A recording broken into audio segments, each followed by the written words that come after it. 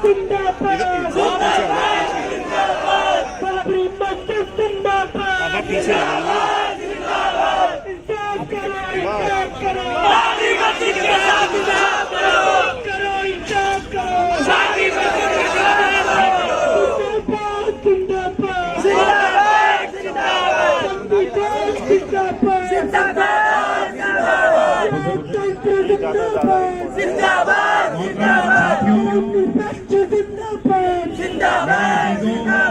भाइयों, मेरे बुजुर्गों और मेरे साथियों, अस्सलाम वालेकुम। परवेज भाई बुजुर्ग बता रहे थे मुझे, सच मानिए मैं बुजुर्ग होना नहीं चाहता, अजय साइड में, मगर मुल्क के जो हालात हैं वो रोज बरोज सब लोगों को बुजुर्ग से बुजुर्ग कर बना देते हैं। हमारे छोटे छोटे से बच्चे भी बुजुर्ग बनते चले जा रहे हैं। ये बदकिस्मती है इस मुल्क की, और उस बदकिस्मती का इजहार करने के लिए आज हम यहाँ इकट्ठा हुए।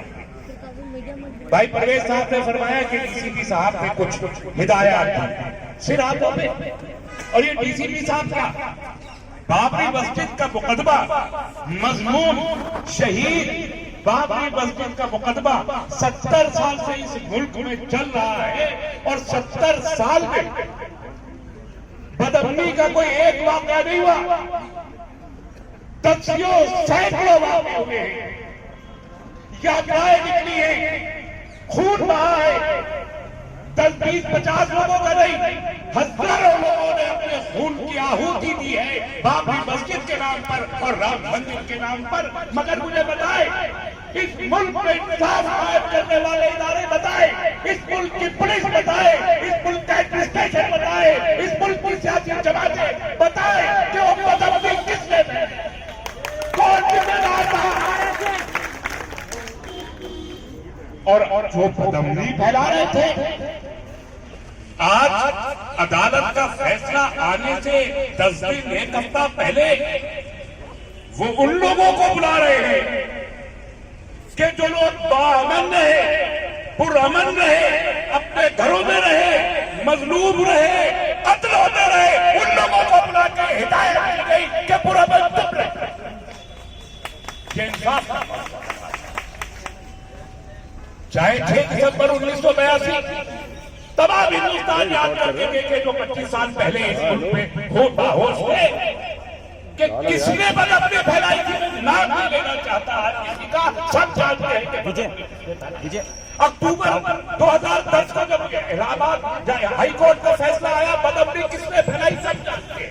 उसके बाद बुला के असल में बदअमनी खत्म करके अमन कायम रखने की दलील देना और उसके लिए अपील करवाना, वो भी आरएसएस की जानिब से, विश्व हिंदू परिषद की जानिब से कि अमन आप कायम रखें। इसका सीधा मतलब ये था कि जमहूरियत में एहतजाज करने का जो अवामी हक अवाम नास को हासिल है, खौफ सदा करके आपको उस हक से भी महरूम कि आप अफसोस में हो, आपको खराब लगे, मगर आप अपनी जबान से उफ ना करें।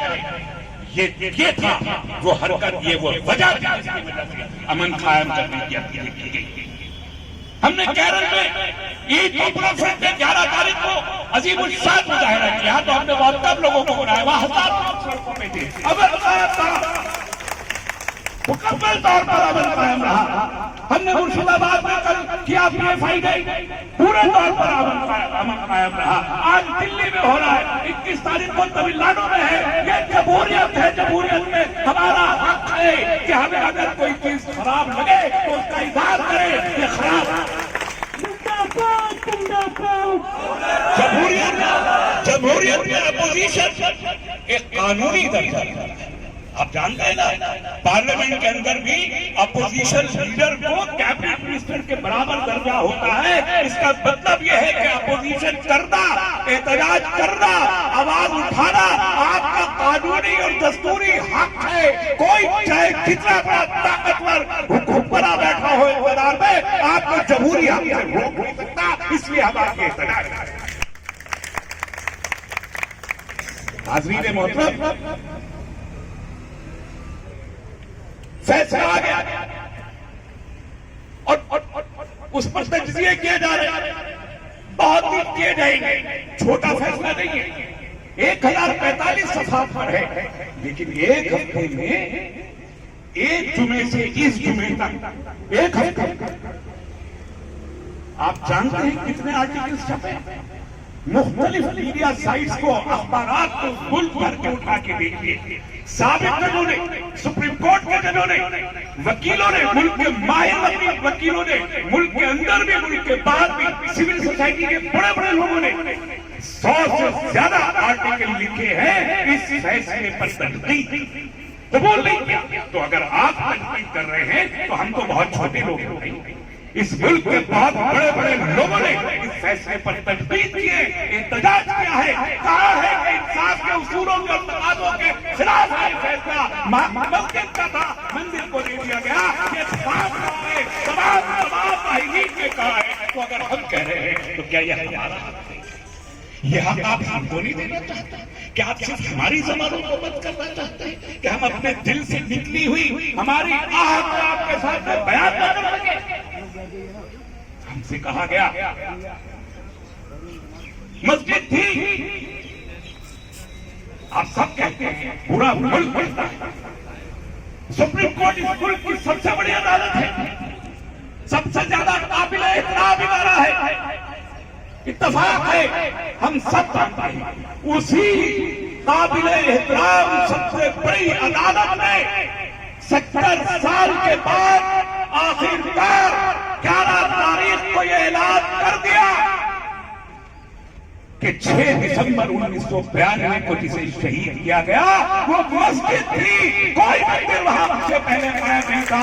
1949 को जब मंदिर में जब मूर्तियां रखी गई उस वक्त भी वो मस्जिद थी। उन्होंने ऐलान किया कि 1528 को जब वो मस्जिद तामीर की गई मीर बाकी के जरिए तो वो नजूल की, यानी सरकारी जमीन की, उस पर किसी स्ट्रक्चर के होने का कोई सबूत नहीं मिलता।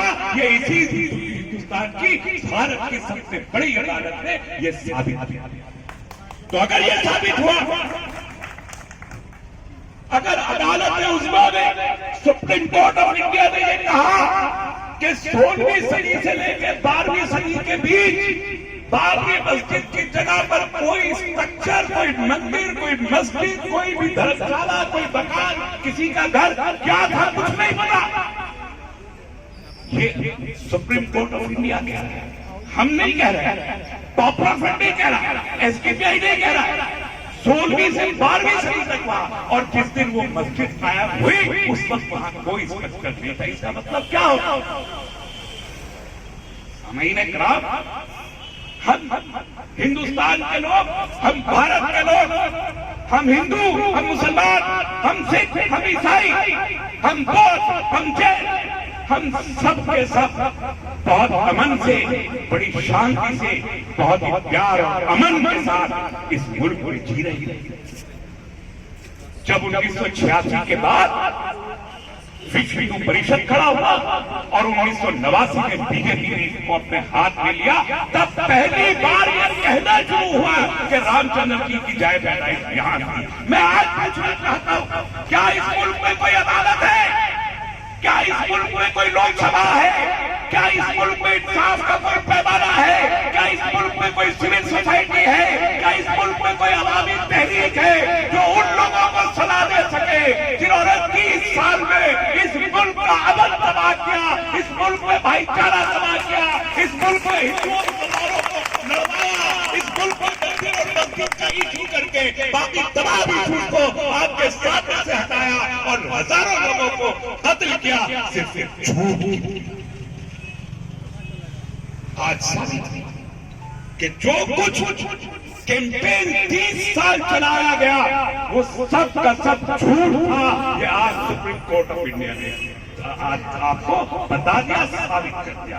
तो क्या इन लोगों को जो झूठे थे, जो जालिम थे, जो मक्कार थे, जो सत्ता के लोभी थे, इक़्तिदार के वो लालची जिन्होंने 6 दिसंबर को 1.5 लाख लोगों को इकट्ठा करके इस मुल्क के दस्तूर को शहीद किया था, उनको क्या सजा दी जाएगी? ये मुल्क को आज तय करना। हम बूढ़े इसलिए हो रहे हैं, हम बुजुर्ग इसलिए बोल रहे हैं कि इस मुल्क में जिन लोगों ने रथ यात्राएं निकाली और जिनके रथ भारतवासियों के खून में डूबे हुए थे, जिनके पहिए बदकिस्मती से वो लोग इस मुल्क में सत्ता पे काबिज हुए, ये है वजह हमारे बुरा। आज वो लोग जिनके हाथों पे हमारा खून लगा हुआ है, वो आज सत्ता में बैठे हैं, सत्ता का सुख भोग रहे हैं और डिक्टेट कर रहे हैं। हर पार्लियामेंट्री इंस्टीट्यूशन को, हर पार्लियामानी इदारे को डिक्टेट कर रहे हैं। वो लोग 30 साल झूठ बोल के पूरे भारत को आग की भट्टी में झोंक दे रहे, आज वो सत्ताधारी बन के बैठ गए हैं। क्या हमें एहतजाज क्या आपको क्या आप हमसे एहतजाज करिए? हम भी छीन लेंगे कि जो जालिम है, इन जालिमों को सत्ता से हटा के हमें बाहर करके जो सेक्युलरिस्ट सोशलिस्ट लोग हैं वो सत्ता में आए। आप यकीन कीजिए, हम नहीं चाहते कि मंदिर और मस्जिद का कोई यकीन कीजिए, हम क्यों चाहेंगे?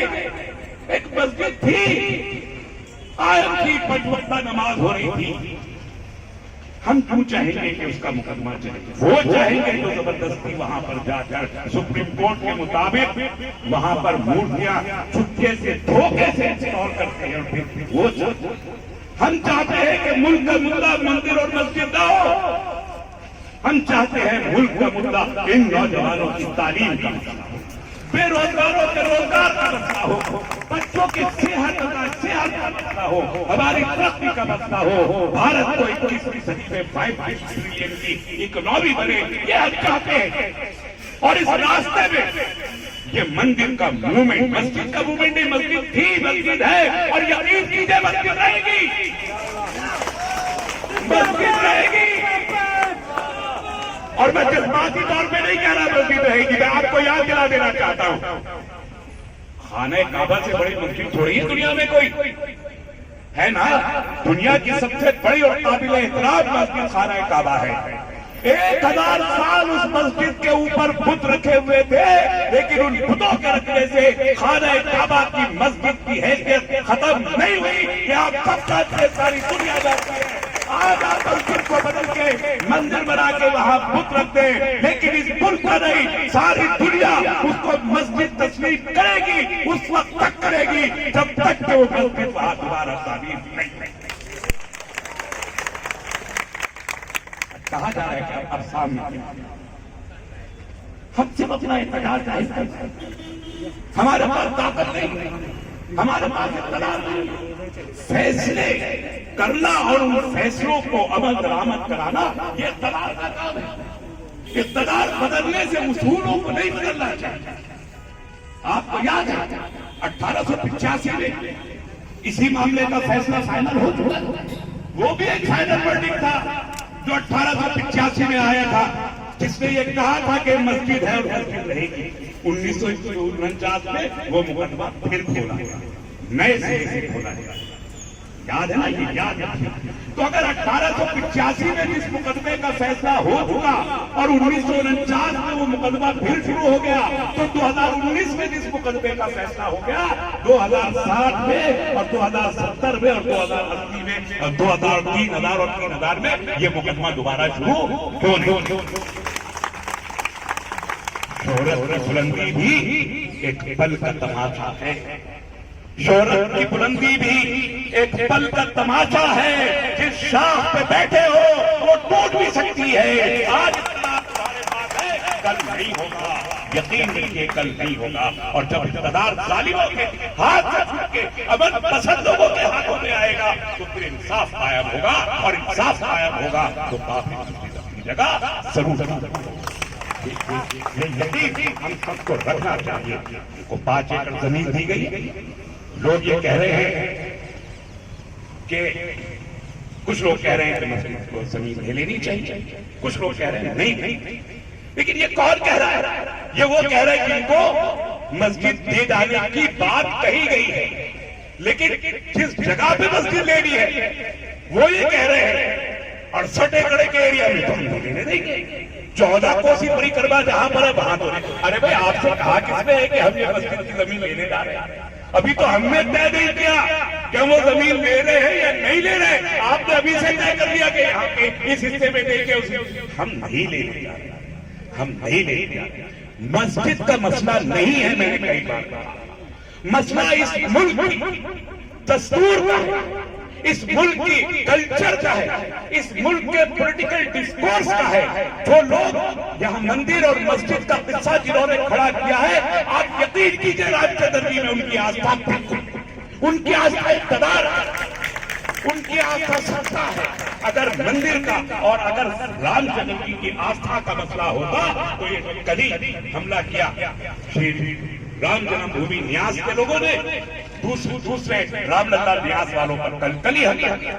सवाल उठ रहे, चढ़ावा किसके हाथ में जाएगा, मैनेजमेंट किसके हाथ में जाएगा, इसके पॉलिटिकल फायदा किसको होगा? तो वो लोग आपस में लड़ रहे हैं।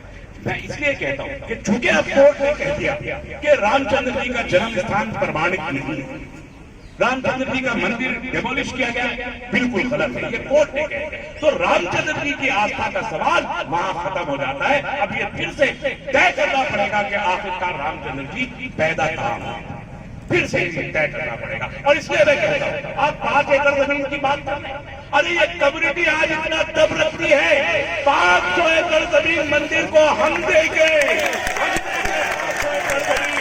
आप चाहिए जगह तलाश करके बताइए, आप मंदिर बना लीजिए, बाबरी मस्जिद छोड़, बाबरी मस्जिद हमें वापस कर दीजिए।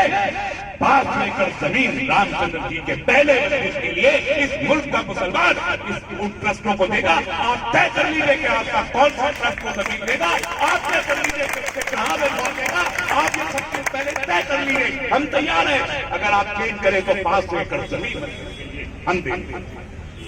मसला अगर मंदिर और मस्जिद का होता तो कब का हल हो जाता। उस बुनियाद पर यह चाहता कि आप हौसला रहिए।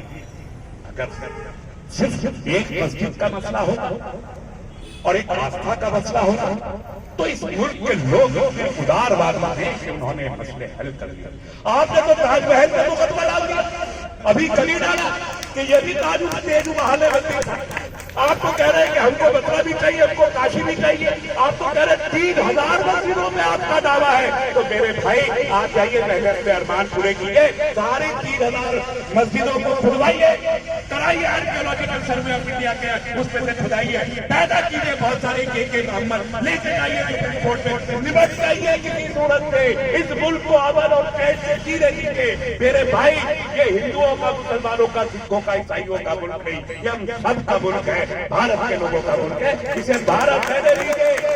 रामचंद्र जी का नाम लेंगे, कृष्णचंद्र जी का नाम लेंगे और तमाम विष्णु जी का नाम लेंगे, तमाम मोहतरम और मुकद्दस देवी देवताओं का नाम लेके देश को हिंदू राष्ट्र में ले जाने की जानिब जो पहला मजबूत तरीन कदम आप सुप्रीम कोर्ट के इस फैसले के जरिए रखना चाहते हैं, इसे छोड़ दीजिए। आप पहले भी नाकाम हुए हैं, आप आज भी सुप्रीम कोर्ट ने आपकी भलाई खोल के रखी है, आप कल भी नाकाम होंगे। ये बातें खत्म नहीं चलेंगी, रिव्यू पिटीशन जा रही है, आखिरी हद तक मुकदमा लड़ा जाएगा, आखिरी हद तक मुकदमा लड़ा जाएगा।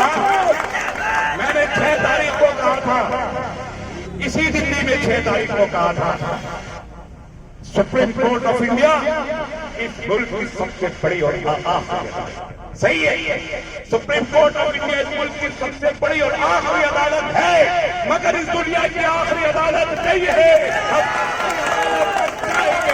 और इस काम से बाबरी मस्जिद कायम थी, बाबरी मस्जिद कायम है, बाबरी मस्जिद कायम रहेगी। अमन कायम रखिए और दुआ कीजिए कि मुल्क में खैर आफियत से रहे और हम सब भी खैर आफियत से रहे। हमें जमीन नहीं इंसाफ चाहिए, जमीन नहीं इंसाफ चाहिए, जिंदाबाद संविधान जिंदाबाद, बाबरी मस्जिद जिंदाबाद, बाबरी हम शर्मिंदा है, बाबरी हम शर्मिंदा है, बाबरी हम शर्मिंदा है, जिंदाबाद जिंदाबाद। डॉक्टर तस्लीम रहमानी साहब।